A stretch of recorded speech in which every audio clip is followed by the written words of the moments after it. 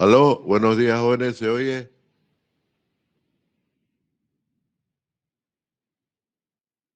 Buenos días, ingeniero, si se escucha. Muy bien, jóvenes, hoy vamos a continuar la clase desde acá. Vamos a ir tocando los tóxicos, viendo algunos tóxicos, como le indicamos en la anterior clase. La forma de lectura ya la tienen ahí, de acuerdo en esa secuencia en que está publicado el libro de tóxicos, ¿no? Que es el que me interesa que lo lean, nos interesa a todos porque evidentemente es un libro muy completo y muy conceptual en eso. Vamos a centrar esto, centrar un poquito más, de modo que se pueda ver. Ahí, ahí está. Ahí se ve mejor. Ya habíamos hablado de la acetona, que es el primero que aparece. Hay otra, aparte de la OSA, aparte de la norma OSA, hay también sobre este mismo tema que es la que está entrando con fuerza también, estaba averiguándolo entre los colegas, la ISO 45.000. Ahora vamos a buscar esa norma.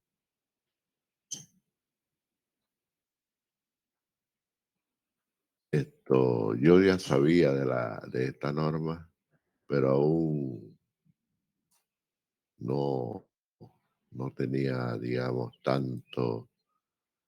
tanta exigencia en las actividades, ¿no? Como es el caso del reglamento, ¿no? Antes solamente se aplicaba el reglamento en materia de contaminación y listo, pero no era suficiente. Sabemos que eso es relativo al medio ambiente y no así al ámbito de trabajo ¿no? De gente que está metida.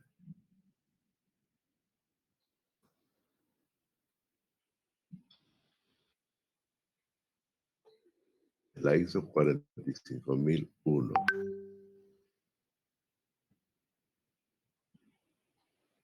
Claro, es un poquito distinta hacia la OSA.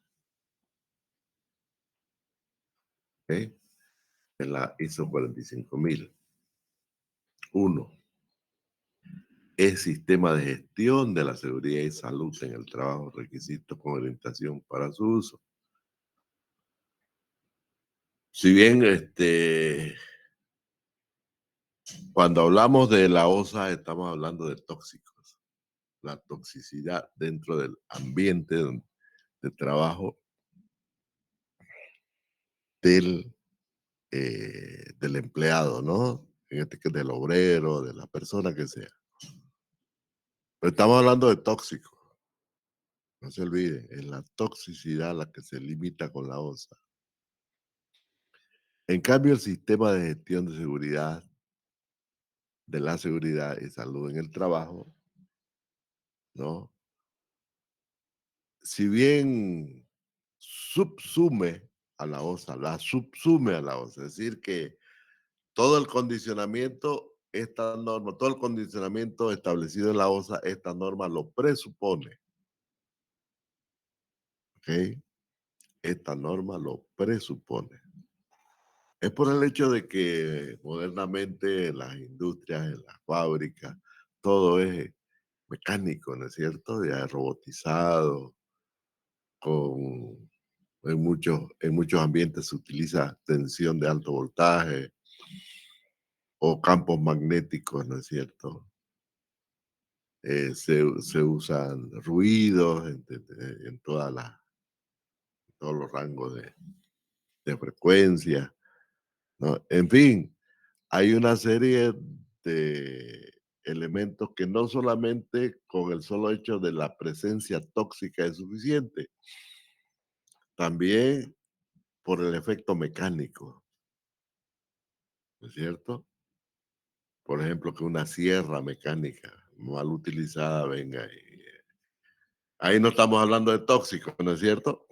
Ahí estamos hablando de un efecto de seguridad en el trabajo que no entra, no está contemplado dentro del, digamos, de lo nuestro como materia, no está dentro del alcance de la contaminación ambiental. De todas maneras, sí o sí, ustedes tienen que pasar por esta norma, tienen que conocerla, ¿ok? Es una norma dirigida a la seguridad en el trabajo, más que todo a eso, ¿no? O sea, por ejemplo, la vestimenta, ¿no es cierto? El tipo de casco que va a utilizar, los colores que se usan en el piso, en los muros, para desplazarse, ¿no? Eh, en fin, la señalética, por ejemplo, es importantísima. Pero todos esos aspectos no los estamos tocando nosotros porque no forma parte del contenido de la materia. De todas maneras, es bueno señalar esto para que ustedes sepan. No solo sepan, porque tienen que saberlo sí o sí y además dominar este tema. Yo les aconsejo que ya nomás empiecen a leer esta norma. Yo se la voy a dejar ahí en el Telegram, ¿no? A ver, rapidito podríamos leer aquí. Aquí que la hizo, la directiva, qué sé yo, todo lo que tiene que ver con la ISO. Es un prólogo a la versión, antecedentes. Una organización es responsable de la seguridad y salud del trabajo, de sus trabajadores y de otras personas que puedan ser afectadas por sus actividades. Esta responsabilidad incluye la promoción y protección de su salud física y mental. La adopción de un sistema de gestión, ¿ves? La gestión se entiende como administración, ¿no? En todos los sentidos. Bueno, la gestión de la seguridad en el trabajo tiene como objetivo permitir a una organización proporcionar lugares de trabajo seguros y saludables, prevenir lesiones y deterioros en la salud relacionados con el trabajo y mejorando continuamente su desempeño. ¿Eh? Entonces ahí está dicho todo prácticamente lo que va a abarcar esta normativa. Esta tiene que estar relacionada íntimamente con la ley del trabajo. ¿Ok? Eso es jóvenes. Y si hay un cursito por ahí de esta norma, hay que ir. Siempre la universidad le va a proporcionar, ¿no es cierto?, expertos en estos temas de seguridad ocupacional, seguridad en el trabajo. Siempre va a haber siempre va a haber la oportunidad de aprender todos estos temas que son necesarios. Lo que estamos viendo entonces es más subsumida a la OSA, ¿no? Porque se trata de toxicidad. Entiéndanlo y sepan distinguir qué es una cosa y qué es la otra. Eso me salió ahora, digamos, improvisado porque no lo había tomado en cuenta. Porque precisamente estuve en una charla de trabajo con un problema de una empresa y obviamente que pues, a raíz de accidentes, ¿no? A raíz de accidentes de trabajo en la construcción. Entonces, por problemas jurídicos que se le va a venir encima a esta gente, se le cayó, se le cayó una plataforma de trabajadores y bueno, hay problemas ahí, ¿no? Entonces, yo sabía que existía esta norma y siempre lo supe, pero el problema es que nunca trabajé en este ambiente, ¿no? De seguridad del trabajo, más que todo en la otra parte de ingeniería, estrictamente lo que es el cálculo, ¿no? Entonces ya vi la necesidad de que ustedes sí o sí tengan que conocer esta situación, ¿no? De esta norma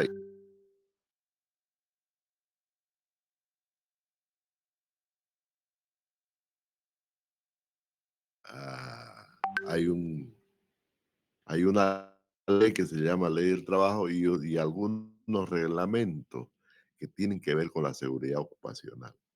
Todo eso incluye esta norma. O sea que es como un paquete, ¿no?, de normativas que están asociadas al a la seguridad del trabajador. Bueno, vamos a continuar entonces con nuestro tema que estábamos viendo, que era los tóxicos. Entonces, aquí surgió, ¿no?, la norma ISO 14001 en relativa, entonces, a los límites en la industria o en el lugar que sea de un contaminante, como en este caso, la acetona. Luego tenemos el ácido acético, que también lo vimos en la clase anterior. La norma OSA establece un máximo de 1 miligramo por metro cúbico en el caso del ácido acético industrial, ¿no?, que ya sabemos proviene por lo general del petróleo. Luego tenemos este producto, la acroleína. Vamos a leer un poco acerca de la acroleína, un tóxico fuertísimo. Su nombre, ya su nombre nomás no, su nombre nomás nos dice que la acroleína es un líquido con un olor fuertísimo, les aviso, utilizado para hacer fármacos, perfumes, suplementos alimenticios y resina. Uno de sus usos se deriva de su repugnante olor. Se agregan pequeñas cantidades para perfumar el gas cloruro de metilo. Este gas se usa como el líquido de trabajo en la refrigeración industrial y no debe olerse en concentraciones peligrosas. La acroleína también se utiliza en mezcla de gases tóxicos militares. En fin, tiene infinidad de aplicaciones, ¿no? En insecticidas, también, como dice, ¿no?, el libro, en la industria militar, en fin. ¿Cuál es el efecto de la salud? Esta sustancia es muy irritante para los ojos y las vías respiratorias superiores. La exposición a concentraciones elevadas en el aire puede causar broncoconstricciones y edema pulmonar. Un edema pulmonar es algo así como un tumor, ¿no? No, no es estrictamente sino que se va inflamando la vena, ¿no? Hasta producir lo que nosotros le decimos, hasta que se tranque, ¿no? Un edema pulmonar se inflama en esa zona, se inflama bastante, que es notorio.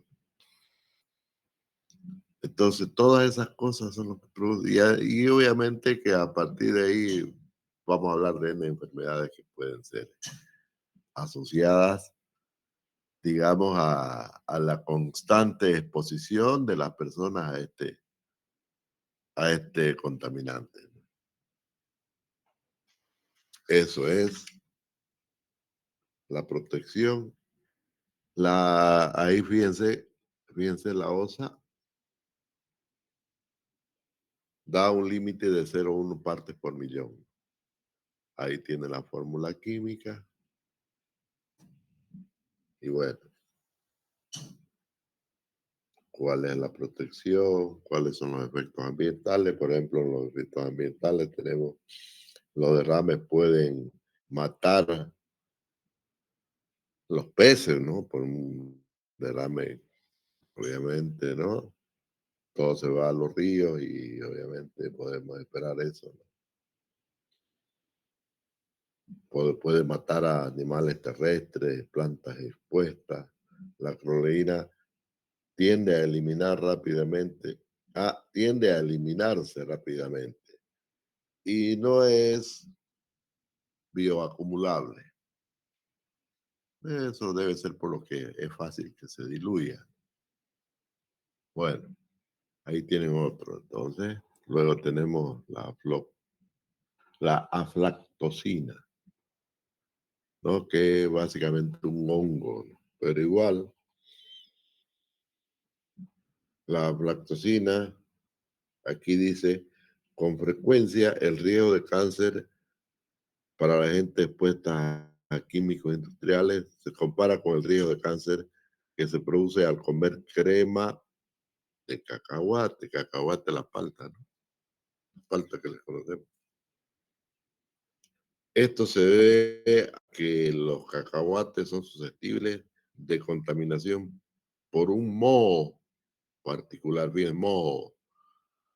Moho es un hongo, ¿no? Parecido. Eso está entre las algas. Ya vimos eso, ¿no? En la parte de plantas de tratamiento, eso verde, ¿no? Aquí se lo puede ver, ¿no? Ver el color que adquiere ahí en las imágenes que están viendo ahora, ¿no? Es tóxico eso, y bastante tóxico.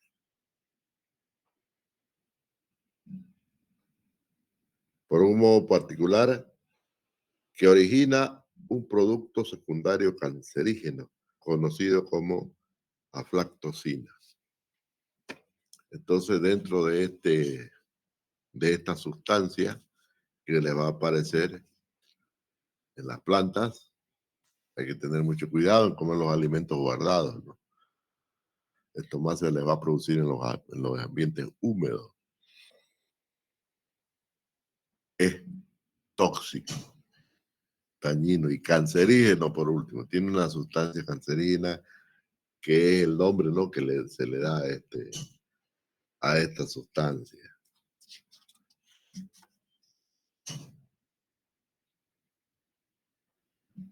Esto, estas sustancias están consideradas dentro de la reglamentación médica, ¿no? Respecto a toxicidades, enfermedades y todas esas cosas. Inclusive tienen su procedimiento, ¿no? Clínico para ser aplicado a la gente que ha sido, digamos, contaminada con aflatoxina. Ahí tienen, ¿ok? Ahí está. Bueno, nosotros vemos eso, ¿por quién se va a poner a meter a comer esto, no? Pero puede ser que ocurra con los animalitos, ¿no? Puede ser que ocurra con los animalitos. Bien, otro producto, y aquí vamos a terminar por ahora, a la cloro, ¿no? Ahí se lo ve el producto y abajito su aplicación, ¿no? Entonces, ¿dónde lo utilizamos? La cloro en, en la eliminación, porque es un tóxico, ¿no? En la eliminación de todo, eh, sobre todo, a ver, aquí dice, es un herbicida que se utiliza para controlar los pastos anuales y algunas semillas de hoja ancha. Estamos hablando de un herbicida, entonces. ¿Está bien? Es un herbicida. Es un sólido color crema o blanco. Ahí está crema, ¿no? Ahí lo estamos viendo, cremita. Que se disuelve rápido en acetona, benceno y etanol, pero se disuelve solo ligeramente en agua. Resiste la integración por radiación ultravioleta pero reacciona con el agua bajo condiciones fuertemente ácidas o alcalinas. Eso que dice aquí de que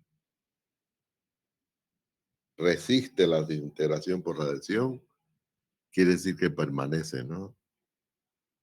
Permanece en el tiempo suficiente para poder eliminar las semillas y todo lo que es más que todo la hierba, ¿no? Que sale alrededor de los cultivos. Pero es un herbicida poderoso, ¿no? Hay una reglamentación, aquí no la he puesto, pero está ahí la información técnica. Dice, según la Organización Mundial de la Salud, sin efectos observables en ratas y en perros, con dosis menor a 200 miligramos por kilo 200 miligramos, ¿no? Por kilo de aplicación. Luego aparece ahí digamos, los límites establecidos por algunas normas gubernamentales, ¿no? Y cuando hablamos de herbicida, los límites se relacionan la, con la especie, ¿no? Se relaciona con lo que estamos protegiendo, con el cultivo, en otras palabras. Por ejemplo, en frijoles no se debe aplicar más de 0,1 partes por millón, ¿no? En maíz no debe aplicarse más de 0,05 y así, ¿no? Y así sucesivamente, de modo que las limitaciones más se sujetan al cultivo, ¿no es cierto? Eso es. Bueno, jóvenes, ustedes continúan el estudio, ya saben cómo se lee esto, cómo se va asimilando el conocimiento respecto de estos tóxicos. ¿Ok? Eso se los dejo a ustedes. Además, voy a colocar ahora en la plataforma la tarea para que vayan, voy a crear, ¿no? La tarea para que vayan escribiendo ya sobre esto. Yo creo que algunos deben estar fotocopiando todavía sus textos o adquiriendo el librito, ¿no es cierto? Que es muy importante. Entonces yo creo que hasta las 9, 10 de la noche va a estar todo ya preparado como que vamos trabajando. ¿Qué es lo que vamos a ver ahora? Bueno, resulta que como ya nomás nos hemos dado cuenta, voy a poner esta de aquí, esta es la misma. Lo que estamos viendo ahí es otra computadora que es otra computadora donde tengo instalado software, ¿no? Especializado, porque el ingeniero tiene que ser así, no es con una máquina, es con dos o con tres. Y esa que están viendo ahí es otra máquina que tiene instalado aplicaciones estrictamente técnicas en el campo de la hidrología, ingeniería sanitaria y el campo de la ingeniería estructural, de ingeniería civil. Pero para nosotros en este caso nos interesa ver el SIT, ¿no? Yo voy a mostrar algunas cosas, no todas, del ARGIS o ARMAP, que es un software de información geográfica, un sistema de información geográfica, un SIT, ¿no? Sistema de información geográfica, que ustedes seguramente ya lo han visto de forma básica, por lo menos.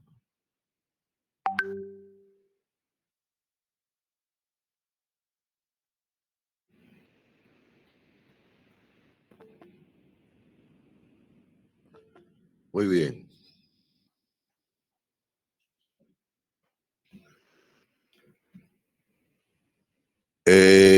Nosotros, voy a cerrar esto, cuando subimos el zip, yo estoy usando la versión 10.2. Hay versiones modernas, 12, la que ustedes quieran, mucho mejor que esta.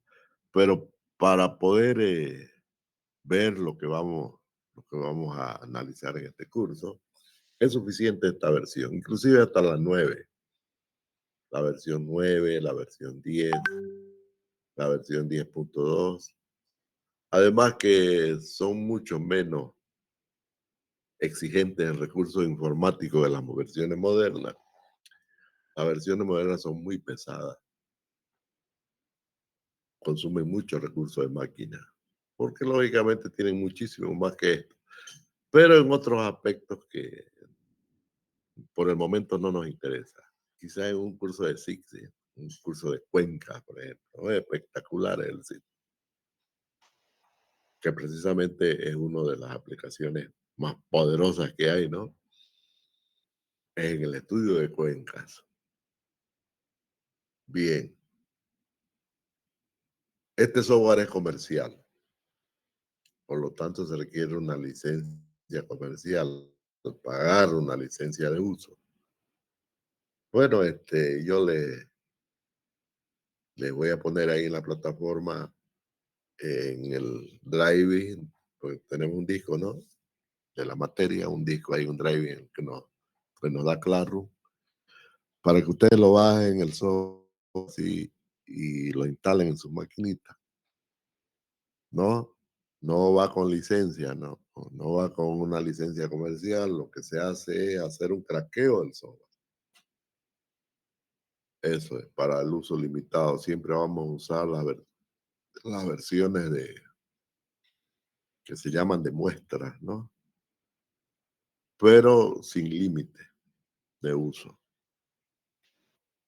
Entonces eso es suficiente. Eso es.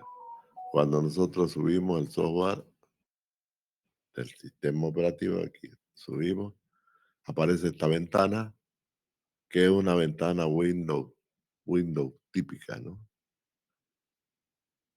Es la ventana de Windows.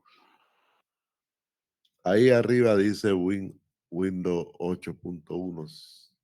Es el sistema operativo de esta máquina, Windows 8.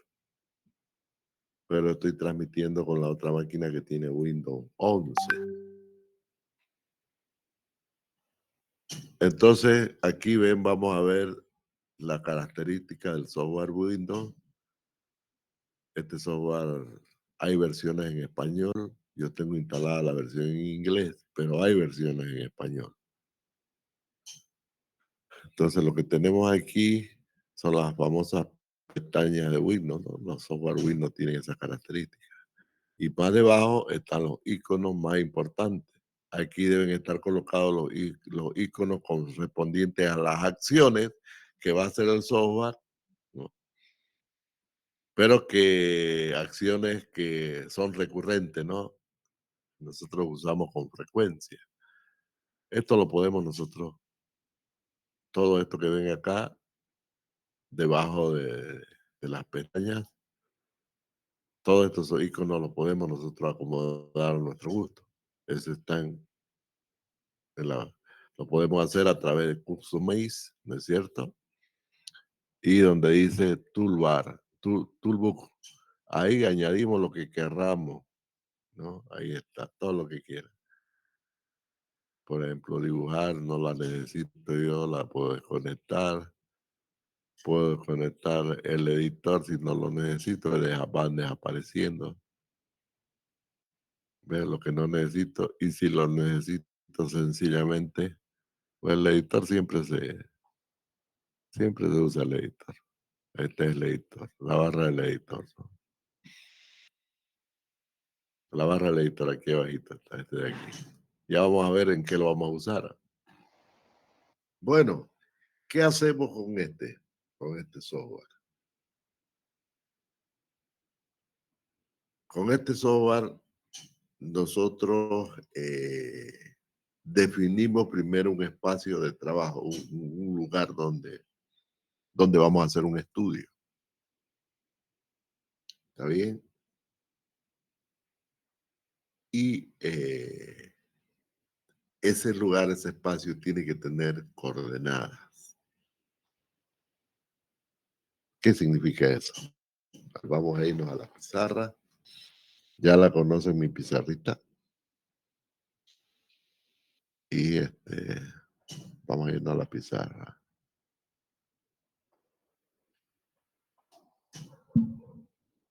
Vamos a crear una pizarrita nueva.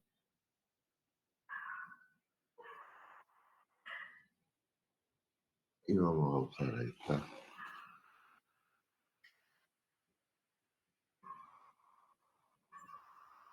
de aquí. Bueno,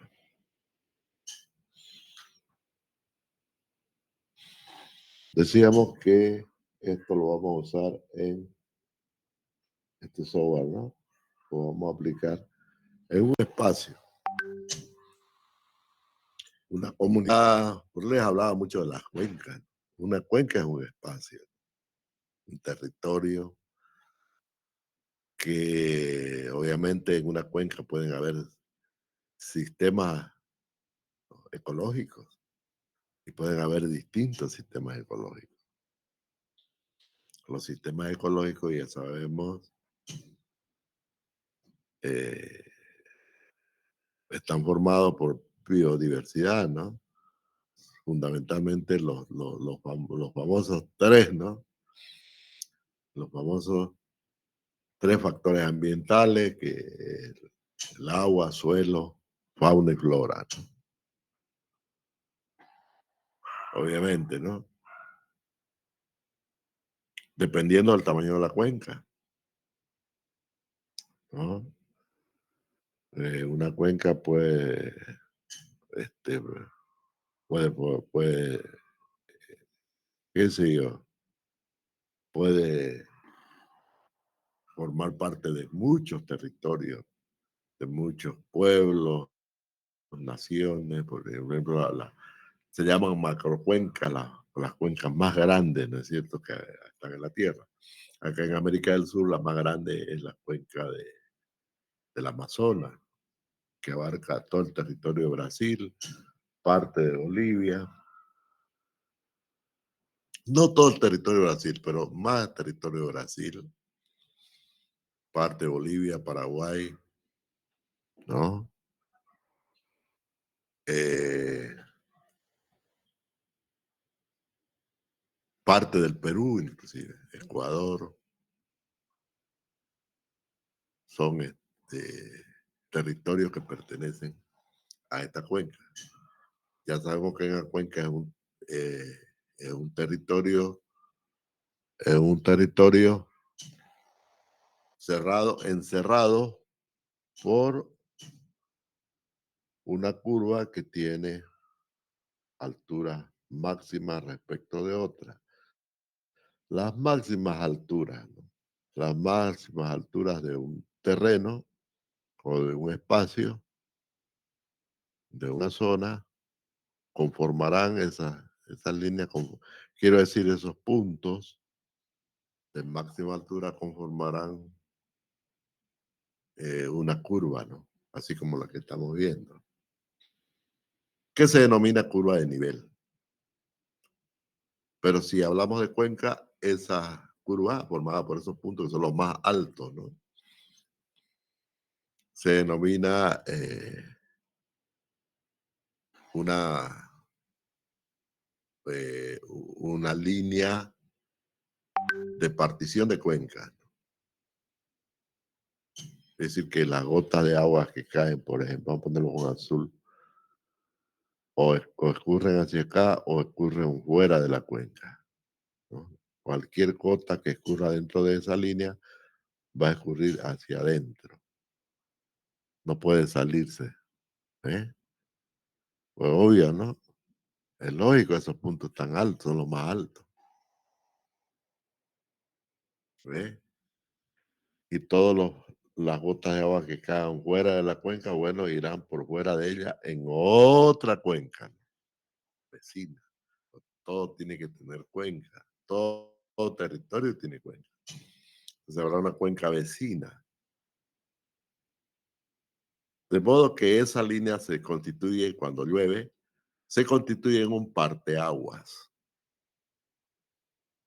¿Ok? Entonces se va a constituir en un parteaguas donde las aguas se van a dividir, las que caen dentro de la curva o de la, claro, de la curva de niveles máximos, va a escurrir hacia adentro, hacia la cuenca. Va a ocurrir lo que nosotros le llamamos escorrentía, ¿no? Va a ocurrir una escorrentía superficial hacia la cuenca, hacia adentro de la cuenca. Y esa escorrentía va formando los cauces, ¿ok? Así se van formando los cauces. Ahí los cauces son acumulaciones entonces de las escorrentías. Acumulación de las escorrentías se van produciendo los cauces. Ahí están los cauces.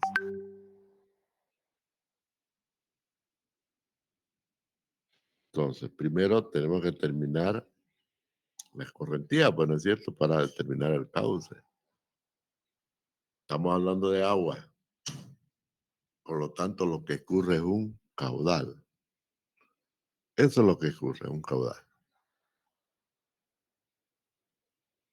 Al interior de la cuenca, y esas escorrentías van formando los cauces, los cuales tienen un caudal. Eso es lo que nos interesa medir, los caudales. Lógicamente que esa escorrentía no solamente produce cauces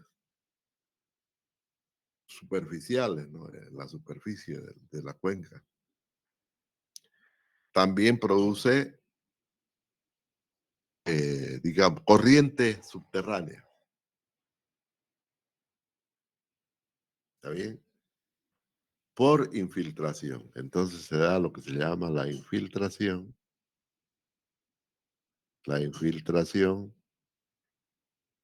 que es la que produce,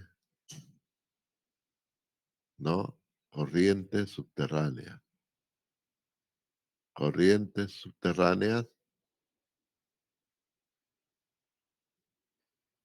y acuíferos,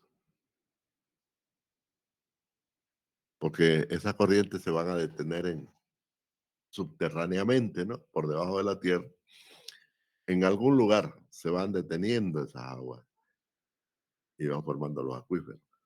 Por lo tanto, la infiltración produce también una cuenca subterránea que no la vemos, pero sabemos que está ahí. Y no necesariamente va a coincidir con la cuenca superficial, no, no son iguales. Una cuenca subterránea que, vuelvo, repito, va a estar constituida por infiltraciones de escorrentías, no es, y geográficamente no es igual, inclusive no está ni siquiera dentro de la cuenca superficial. ¿Eh? Hay gran diferencia, entonces. Puede ser que en esta cuenca se infiltren aguas, ¿no? Aguas super, obviamente, formando acuíferos subterráneos, pero que esos acuíferos estarán en otra cuenca, lejos, lejísimo. Allá se las puede explotar esas aguas, ¿no? Desde la cuenca que corresponde a las cuencas superficiales, hablo, ¿no? Entonces, una cosa es el agua subterránea y otra cosa es el agua superficial. Son distintas. Son distintas las aguas. Entonces, ya estamos viendo un panorama, ¿no? Totalmente distinto de lo que normalmente creemos, ¿no? No es así. métanse a la cabeza, las aguas que explotamos aquí en Santa Cruz, por ejemplo, son distintas. No han sido formadas acá, en la cuenca de donde estamos nosotros. Se forman en otro lado. Y de ahí escurren ya vamos a hablar de eso un poco. Voy a tratar de resumir esto. Se llama hidrogeología, que ustedes no lo ven en la carrera, pero le voy a tratar de resumir. De eso es lo que es. Por eso la importancia del sitio, ¿no? Bueno, dentro de la cuenca, les decía, hay varios ecosistemas o sistemas ecológicos. Pueden haber varios. Puede ser uno también, ¿no? Por ejemplo, este, este, este curso de agua de aquí, que estoy encerrando ahora, ¿no? Fíjense que para que se forme una corriente, para que se forme un cauce, es necesario un espacio donde escurran las aguas, ¿no es cierto? Así el espacio, por ejemplo, para este cauce puede ser esta superficie, ¿no? Esa área. Es una pequeña cuenca, es otra cuenca, porque respecto de aquí hay unas curvas de nivel, ¿no? Que son máximas para ese cauce. Para que se forme un cauce porque tiene su cuenca de escurrimiento, sí o sí. Sin duda, lógicamente que no se va a formar, ¿no? Tiene que haber un cauce. Ustedes ven un arroyo porque hay una cuenca que la abastece. Han estudiado ustedes en hidrología, ¿no? Los cauces que son intermitentes, son aquellos que aparecen solamente cuando llueve. Ahí lo vemos, cauces, ¿no? Pero hay los cauces que son, que están siempre con agua, ¿no es cierto?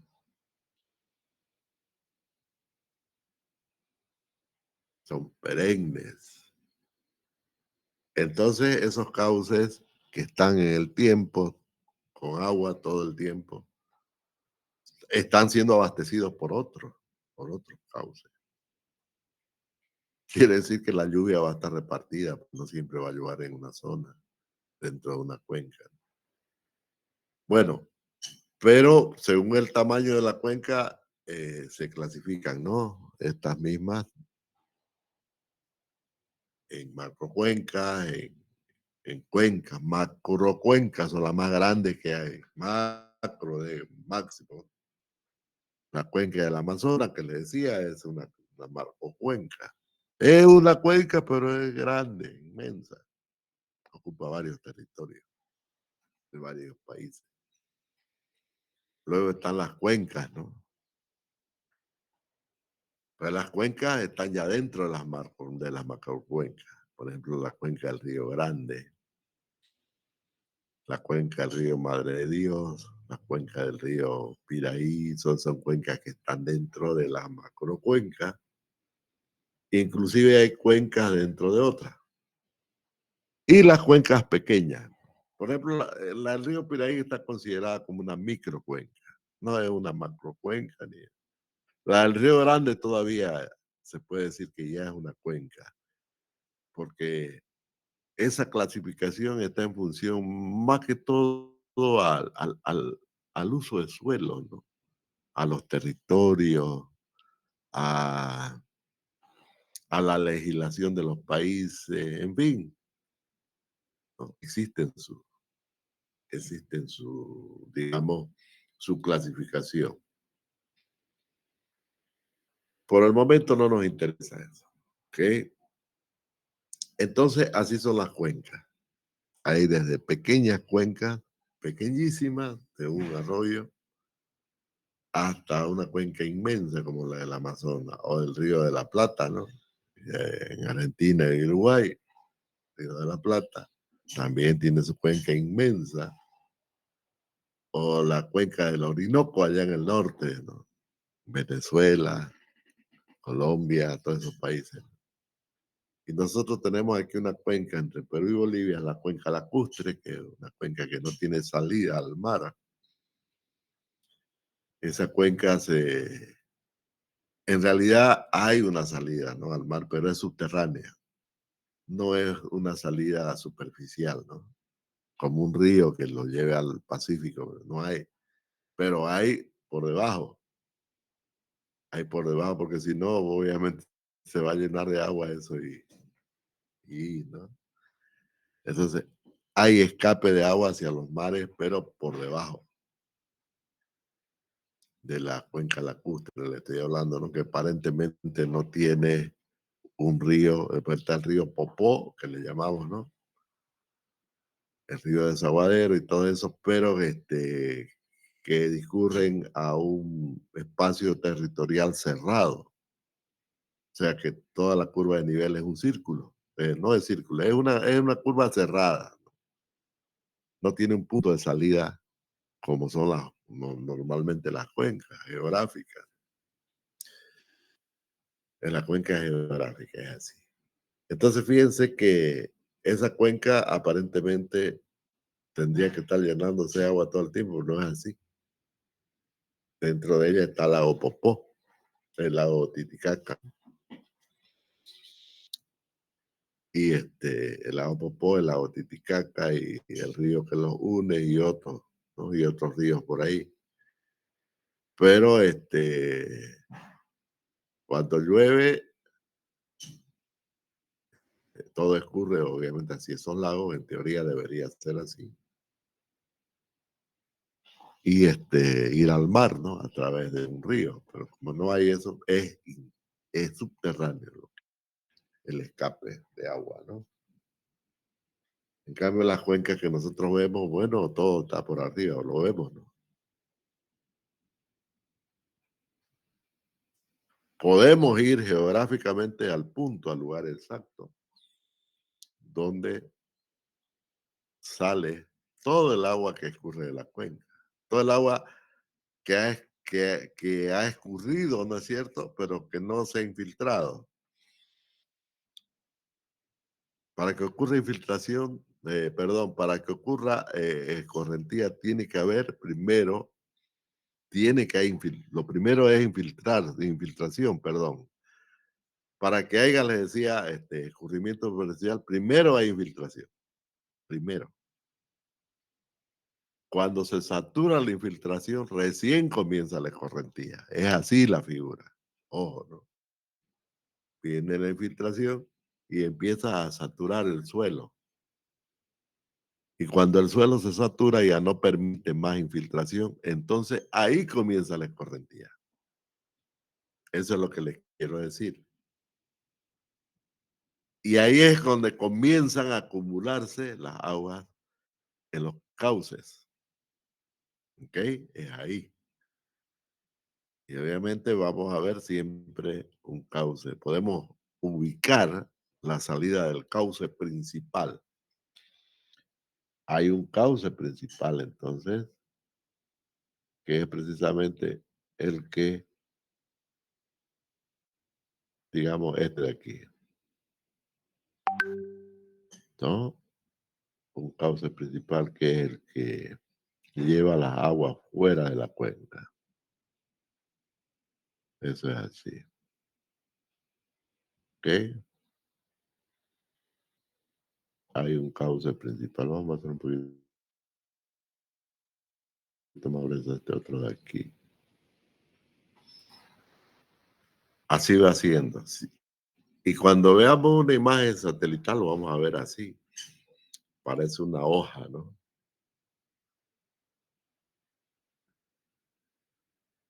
Bueno, prácticamente se parece como una hoja, porque por ahí donde escurre el agua, se mueve el agua en las hojas, ¿no?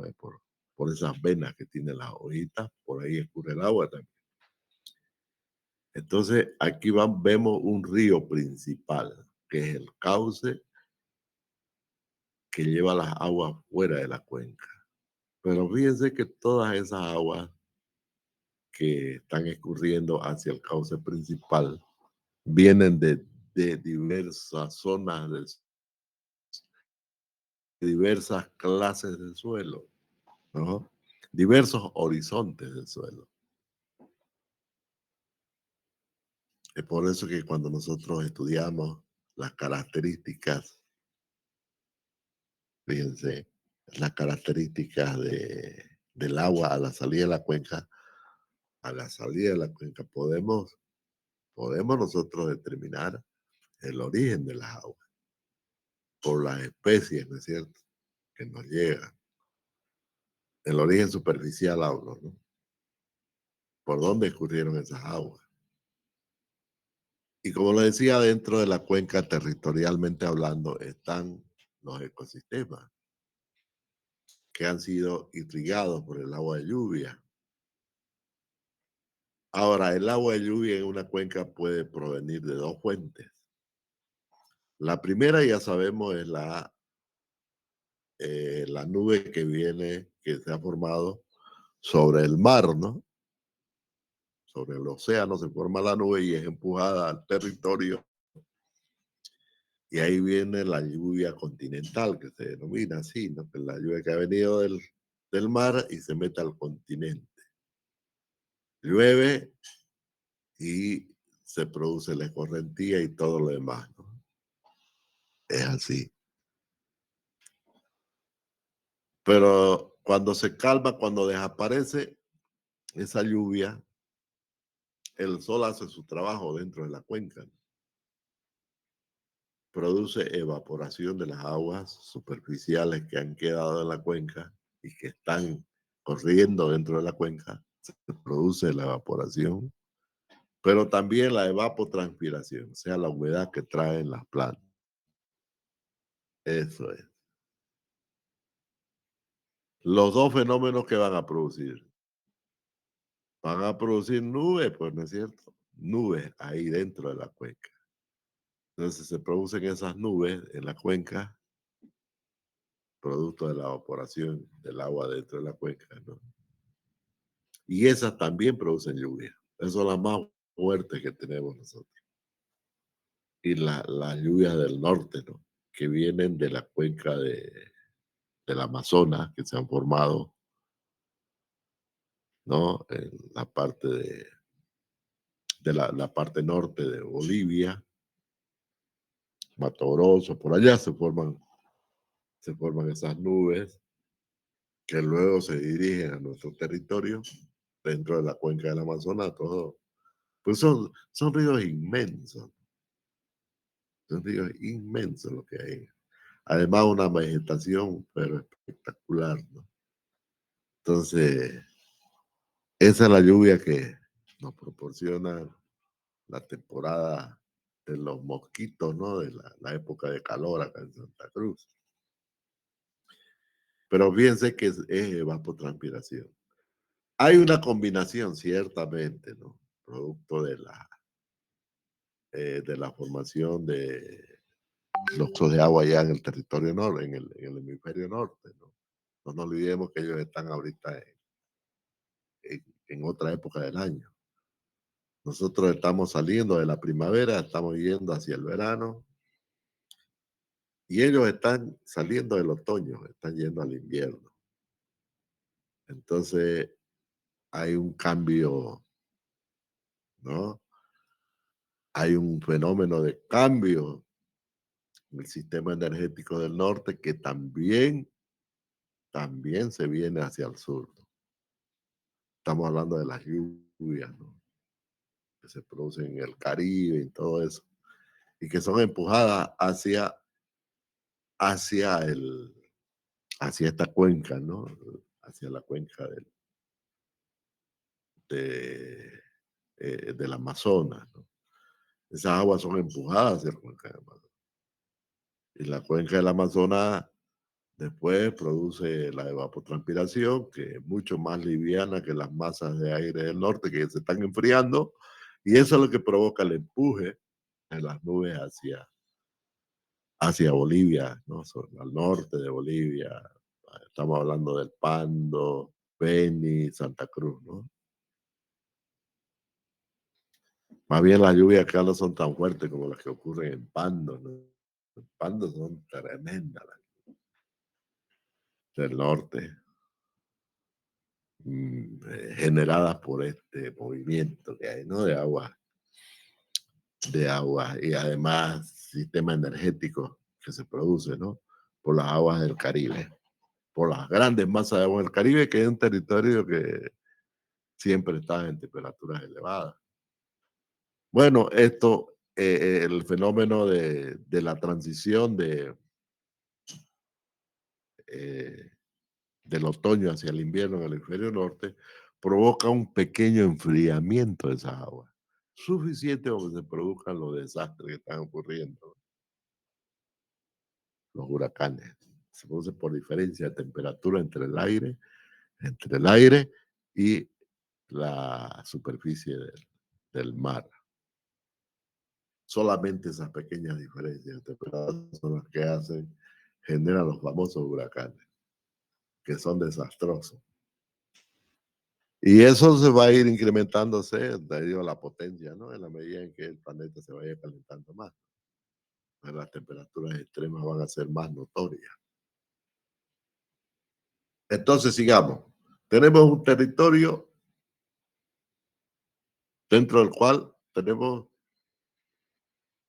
una hidrología, tenemos una biodiversidad, tenemos uso de suelo, etcétera. Y por último, tenemos montonera de leyes, ¿no? Cada, cada país que toca una macrocuenca tiene sus propias leyes, ¿no? Es así. Entonces, esa cuenca tiene que, para ser estudiada en un mapa, tiene que tener coordenadas, ¿ok? Esas coordenadas sencillamente nos sirven para lo que llamamos en ingeniería la georreferenciación,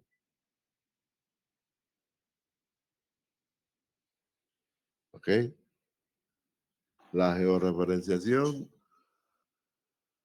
no es más que la referenciación de los puntos en coordenadas cartesianas, ¿no es cierto? Nosotros sabemos, tenemos el sistema de ejes cartesianos que todo el mundo lo conoce por matemáticas, ¿no? ¿Quién no ha pasado por matemáticas? Para ser ingeniero primero pasaron por ahí. Ese es el sistema cartesiano. Cada punto entonces de este plano tiene su coordenada X y su coordenada Y, ¿no? Cada punto tiene una coordenada X y tiene una coordenada Y.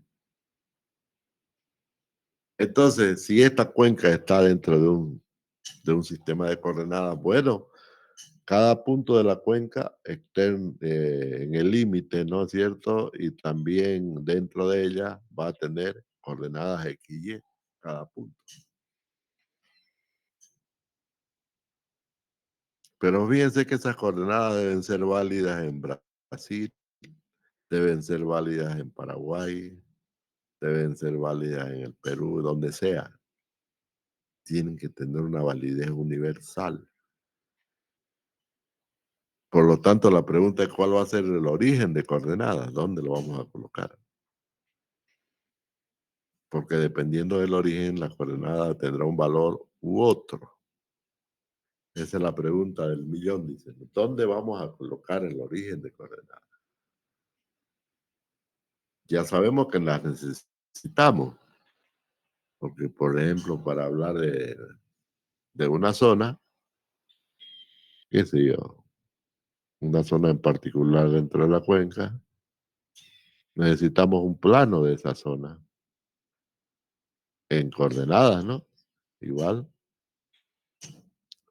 Y sobre ese mapa de esa zona podemos empezar a hacer nuestros estudios y obtener características que nos interesen de esa zona, ¿no?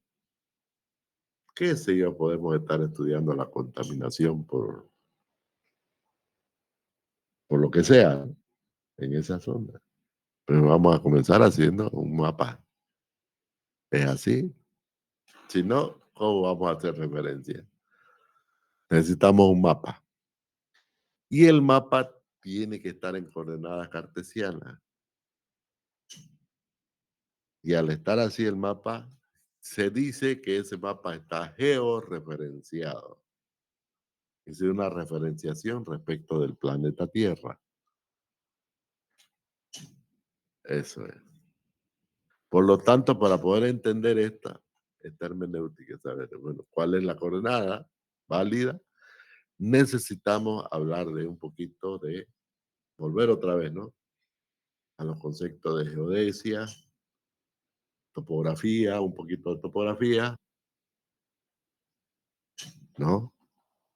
Y también vamos a hablar de los satélites antes de entrar a entender cómo es que el software, ¿no?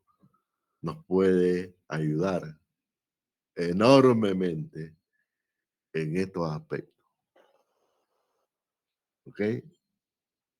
Bueno, ya sabemos que necesitamos georreferenciación universal, que sea entendible tanto en Paraguay como en la Argentina, donde sea. En Europa, donde ustedes vayan, tiene que tener una georreferenciación universal, sus mapas de estudio. No es cualquier coordenada la que se les ocurra, no. Todo está ya preestablecido. ¿Ok? Entonces vamos a hablar de los sistemas de georreferenciación. De eso vamos a hablar ahora, para que podamos entenderlo en el tema, ¿sí? ¿No? Entonces vamos a hablar aquí, vamos a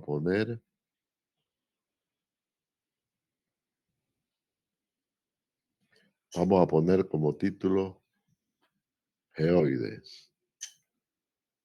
Geoides.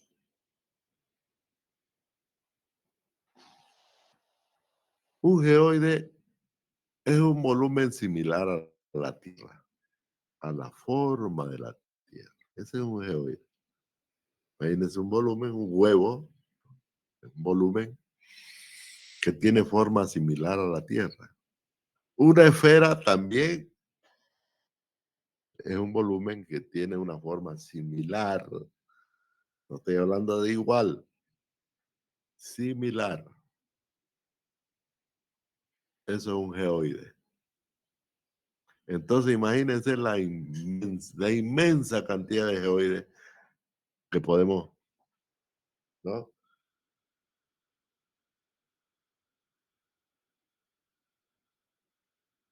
Que podemos tener en el mundo. ¿Eh? Se van las culturas predominantes, ¿no? Que están asociadas a la geopolítica. Por ejemplo, en los años 70, ¿no? Años 60, el tiempo de la Guerra Fría, solamente había Oriente y Occidente, ¿no? Occidente era Estados Unidos y sus aliados. Y el Oriente era Rusia y sus aliados, la Unión Soviética y sus aliados, la famosa Guerra Fría. Claro, para georreferenciar territorios, para dónde poner armas, dónde poner, en qué lugar del mundo poner una base aérea, lo que sea, pues, necesitamos georreferenciarlas, que es lógico. Así. Entonces, olviden que comenzó después de la Segunda Guerra Mundial la época de los satélites.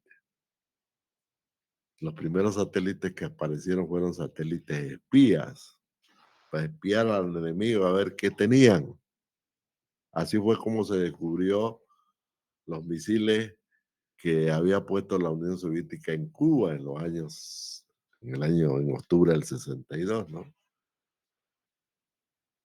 Y eso ocasionó un conflicto internacional, ¿no? Llamado como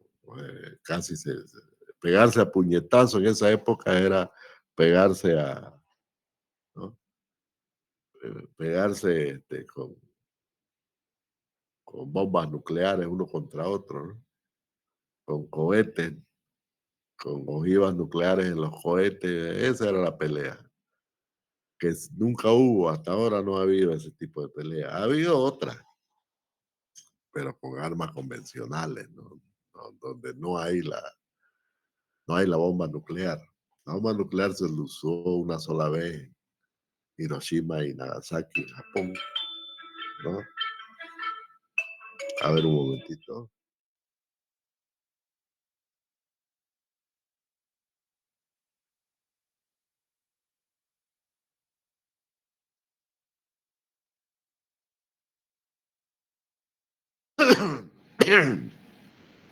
Ay, se me atoró la garganta. Entonces, el asunto es que esa bomba atómica se utilizó ya para obligar a que Japón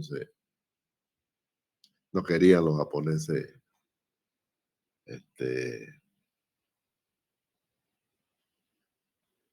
no querían rendirse, ¿no? Querían seguir la guerra. Porque la japonés era así, pues antes, ¿no? Tenían esa cultura que ha ido cambiando. Ya la influencia de Occidente los ha hecho cambiar totalmente. Eso es después, ¿no? Antes no era así. Antes eran orgullosos, pero, ¿no? Preferían morir antes de dejar su orgullo ahí. Y las bombas atómicas los calmaron, fueron sus calmantes. Después ya vino ¿no? Después ya vino la culturización, la occidentalización de la cultura japonesa y Japón es lo que es ahora, gracias a eso. Pero fíjense la manera como se usó la bomba. No se usó en un conflicto igual, pues, ¿no es cierto? Como era en la Guerra Fría, la Unión Soviética contra los Estados Unidos y sus aliados. Ahí era otra cosa. Ahí no había chao, era todo, ahí desaparecía todo. Como si ocurriera ahora. Si ocurre ahora va a ser peor todavía, ¿no? Más sofisticada todavía. Entonces, volvamos a nuestro tema. Para poder georreferenciar entonces un lugar, un mapa, necesitamos un geoide. Que todo el mundo lo entienda. Eso es. Entonces, la NASA en los Estados Unidos, la NASA, creó varios geoides. El, creó el WGS-72, después vino el WGS-80, etcétera. El asunto es que se ha quedado y hasta ahorita sigue el WGS-84. Así se llama el geoide. Ya saben que esta W viene de World, mundo, ¿no? World. Esta de acá, geoide o geosystem. Ah, no, geoide, ¿no? Geoide. Geoide, geoide, geoide. Y esta de acá, system. Ah, geodesy, no es geoide. Vamos a, ya me acordé. Yo estoy dando de memoria esto, que ya yo lo pasé un montón de veces. Ya, aquí sería entonces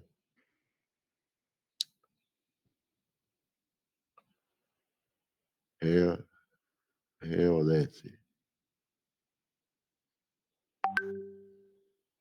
Ah, sí, debe ser con Y, geodesy. Sistema Mundial Geodésico. Eso significa. Sistema Mundial Geodésico del año 1984 de la NASA. Ese es el geoide universal en Occidente. Toda Europa, América Latina, todo el mundo reconoce ese geoide como, ¿me entiende, no? Como forma de la Tierra. Eso es así. De forma técnica, ¿no? Técnica. ¿Para qué? Para georreferenciar después, ¿no? Los territorios. En cambio, los rusos hicieron también su propio geoide. No nos interesa porque no lo usamos. Igual que los chinos recientemente han hecho su propio geoide. Tampoco nos interesa porque nosotros no georreferenciamos en chino ni en ruso. Es con el WS84. Ese es el que usamos. ¿Está bien? Y si ustedes entran al INRA, a la ley INRA, a la ley forestal, a la ley de todas las leyes, cuando hablan de georreferenciación, hablan de este sistema. ¿Ok? Es por eso que lo vamos a utilizar ahora. Y como estamos hablando de georreferenciación, necesitamos un geoide, pues es lógico. De ahí nacen todo lo que es la georreferenciación. Bien, entonces este es un geoide imaginario técnico que tiene su forma establecida por la NASA, tiene sus constantes, tiene su fórmula, etcétera, etcétera. Ese geoide nos permite georreferenciar cualquier punto de la Tierra en coordenadas. Pero las coordenadas pueden ser de varios tipos. Las coordenadas pueden ser coordenadas geográficas, por ejemplo. ¿Qué significa eso? Pueden ser coordenadas geográficas, que pueden estar, por ejemplo, en grados, por ejemplo, 32 grados, minutos y segundos. Esa es. Las coordenadas están en grados, minutos y segundos. Son coordenadas polares, entonces. ¿Se acuerdan las coordenadas polares que teníamos en matemáticas? Esa es una coordenada polar. También puede darse en coordenadas, también puede darse en coordenadas vectoriales, ¿no? Que en realidad es un vector que va a tener tres ángulos, ¿no? Un ángulo X, un ángulo, o sea, un punto porque no se olviden que la georreferenciación no es solo superficial, también es de altura. Pues son tres coordenadas en realidad, X, Y y Z. Z es la altura. Son tres coordenadas, no son dos. Igual sigue siendo, el que utilizamos en los mapas sigue siendo un sistema este, utilizando, ¿no? El, el espacio euclidiano, el espacio de Euclides, ¿no? Que quien les puso coordenadas fue de Renato Descartes, ¿no? Por eso le hablamos de coordenadas cartesianas. Es la misma, coordenada X, Y y Z, ¿no? Cartesiana del espacio euclidiano. El espacio de Euclides fue el primero que habló de eso, ¿no? Bueno, entonces un punto se puede indicar en el espacio por un vector y tres ángulos. Listo. Esa es la coordenada vectorial. Y finalmente tenemos las coordenadas, que es la que usamos comúnmente. Coordenadas, coordenadas UTM, que son coordenadas X, Y, Z en metros. Esto significa unidades técnicas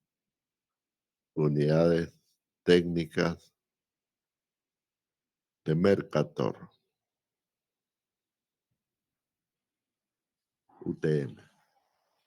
La X, la Y y la Z están en metros, en kilómetros, pero en unidades métricas. ¿Ok? Y ahí adoptó ese nombre desde que se crearon, así se llaman UTM. Pero UTM basada en el geoide WGS84. Ese es el sistema que usamos nosotros, el UTM. ¿Ok? Bueno, pero además de eso, el WGS84, en el caso de UTM, lo ha subdividido, ya hablando del sistema UTM estrictamente, ¿no? El sistema internacional medidas y todas esas cosas, ha creado ya un subsistema UTM que es el que usamos, basado en el geoide WS84, ¿ok? Ese sistema, vamos a ponerle aquí una hojita, vamos a poner una hojita más, esta de aquí, listo, viceversa, ya. Ese UTM que estoy comentándoles ahora, ¿no? Igual, considera dos ejes principales, norte, sur, dos ejes, ¿no? Este y oeste. ¿Está bien? El geoide, ¿no? Ya sabemos que es una forma parecida a la Tierra, está, lo voy a poner, digamos así, ¿no? Este es el norte y este es el sur. Este es el este y este es el oeste. Pero imagínense que ese es un volumen que tiene como centro el centro de la Tierra. Es el volumen. ¿Ok? Es así, más o menos esa sería la relación.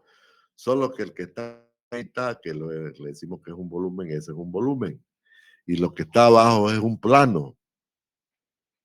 O sea, todas las coordenadas no las vamos a hacer en X, Y, Z en grados, ni vectorial. La vamos a hacer en plano X, Y, o sea, la coordenada cartesiana, pues, ¿es cierto?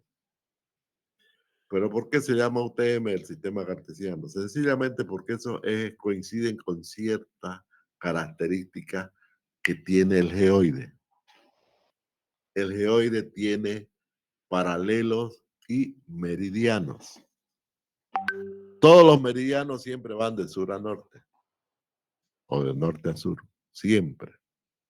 Y los paralelos van a, ¿cómo es la cosa? O sea, la línea de sur a norte es un meridiano y todas las líneas paralelas o planos serían esos, ¿no? Estamos hablando de un volumen, serían planos. Estoy viendo esta figura que está aquí arribita.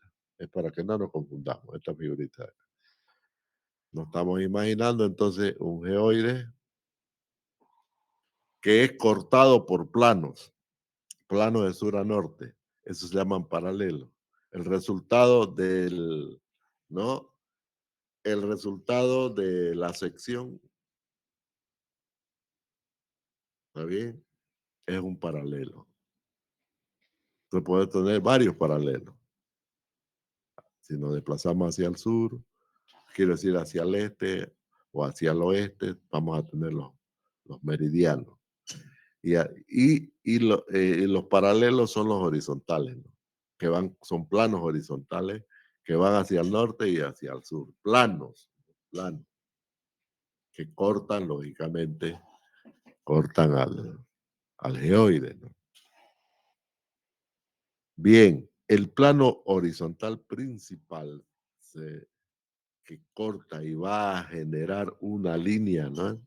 Una línea de corte en toda la superficie del geoide, ¿no? Vamos a tratar de hacer aquí un geoide, ¿no? Ya, aquí hay un plano que corta, digamos que este sea el oeste, el este y este el oeste. Entonces un plano superficie, quiere decir un plano que corta la superficie en una curva cerrada, ¿eh? Corta la superficie. Pero ese plano en sí se llama el plano del Ecuador. Está de este a oeste, ojo, ¿no? Es un plano que corta el geoide. Siempre lo vamos a ver como una recta, ¿no? Entonces, ese es el que, esas líneas que genera este plano se denominan paralelos. Claro, son los paralelos, pero el paralelo principal viene a ser el ecuador, ¿ok? Así se llama. El plano del ecuador genera entonces el paralelo central, digámoslo así, del geoide. Y el meridiano central, que es otro plano que va a cortar al geoide perpendicularmente al otro, genera lo que se llama los meridianos, ¿no? Los meridianos y en particular el que pasa justamente por el centro de la Tierra, que es, oye, no es así, no es tan así. Fíjense que esto de Ecuador es adoptado, ¿no? Es una adopción que se da. Igual en el meridiano, que es el meridiano de Greenwich, así se llama, pasa por Londres, en Greenwich. Greenwich es una zona de Londres, ¿no? En Inglaterra, por ahí pasa el meridiano cero, podríamos decir.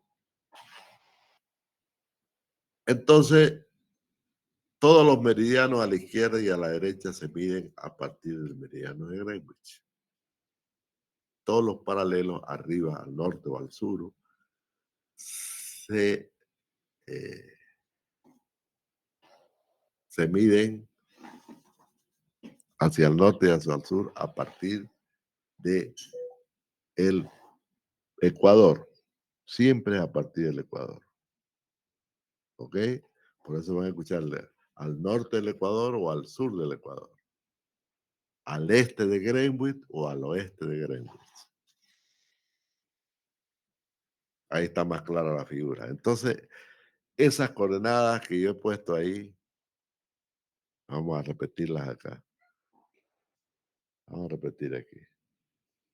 Norte, sur, ¿no? Norte, sur, este y oeste.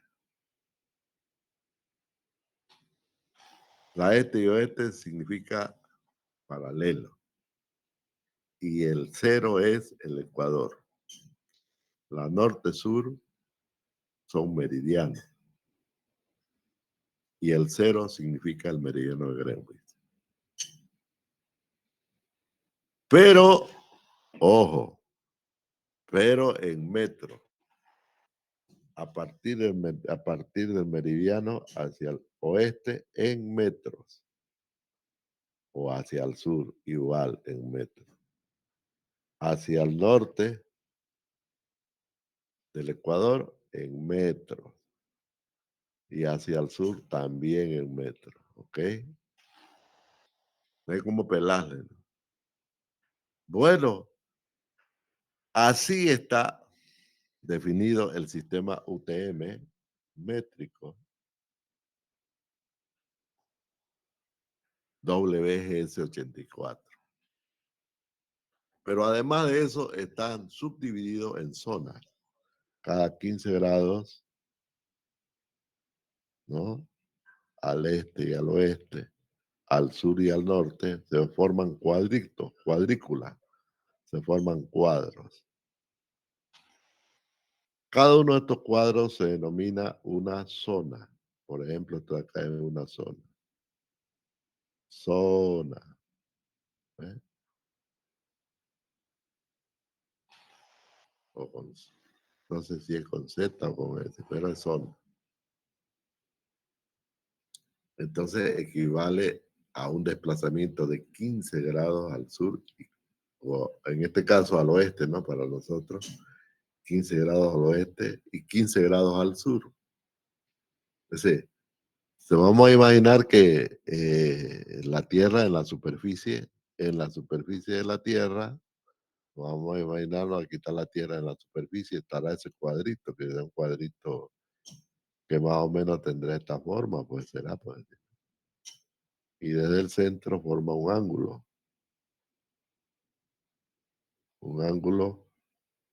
¿no? Sólido, que de un lado tiene 15 grados y del otro también. Entonces, desplegado en plano, aquí dará kilómetros y acá otros kilómetros, ¿no? Así de sencillo. O si quieren metros, metros horizontales y metros verticales.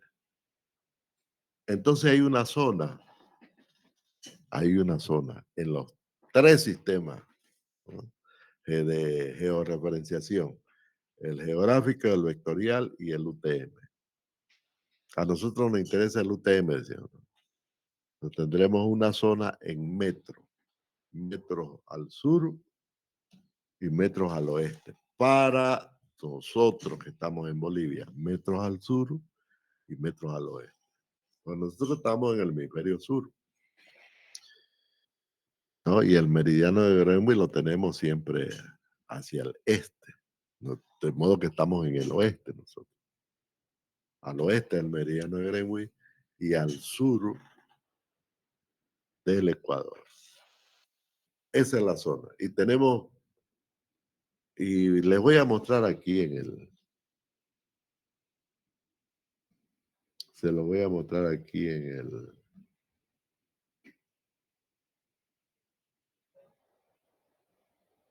les voy a mostrar la zona.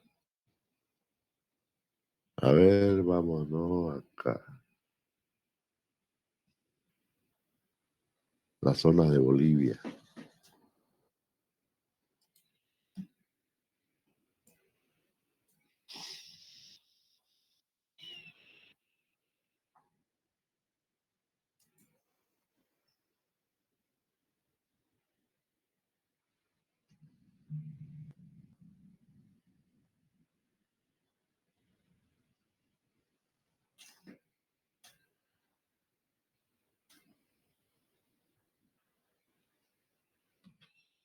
Voy a la página GeoBolivia. No sé si estará en el catálogo. Bueno, después vamos a ver esto con más detalle. A ver, GeoBolivia. Aquí está, descarga de rastre. Fíjense, Bolivia está cuadriculada, ¿no? Aquí está cuadriculado. Cada cuadrícula es una zona que abarca, obviamente, un territorio. ¿Está bien? Cada cuadrícula es una zona. Y en cada cuadrícula, lógicamente, que hay un territorio. Y podemos expresarlo, ese territorio, en coordenadas UTM, ¿no? Sur, oeste, en metros. De modo que podemos construir cualquier plano en metros. Bueno, la altura no es problema, la altura es altura en cualquier parte, ¿no? La altura se llama Z. Normalmente no aparece acá eso, aparece en otro tipo de imagen que lo vamos a ver más adelante. ¿Ok? Aquí lo que vemos entonces son las zonas. En realidad son las raster, y ya les voy a explicar, digamos, de esta zona. Yo la bajo, ¿no? La raster aquí está. Y ya le digo que me la entregue y son gratuitas, ¿no? Ya vamos a ver cómo utilizar esta raster para nuestros estudios. Eso es, jóvenes, eso es en síntesis. Vamos a entender que todo esto tenemos que aprenderlo, lógicamente, por lo menos en un semestre, ¿no?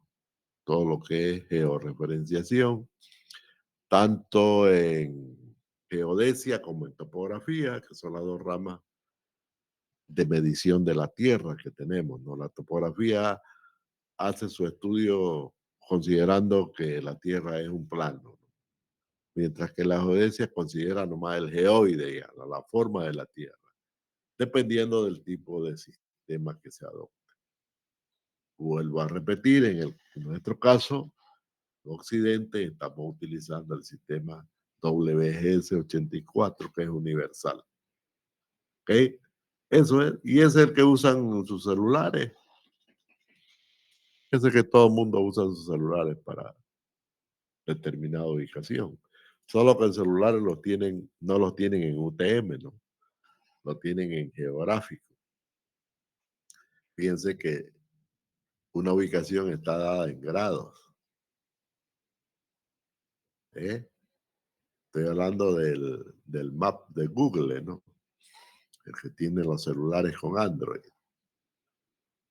Entonces, ese usa el sistema WG64. La próxima clase vamos a continuar con el tema, vamos a hablar un poquito de los satélites y luego vamos a entrar ya en materia con esto, conociendo, ¿no? ¿Qué es lo que vamos a hacer? Eso es importante, ¿ok? ¿Tienen alguna pregunta? A ver.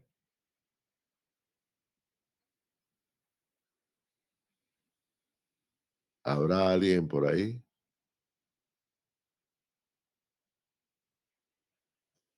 Va una asistencia.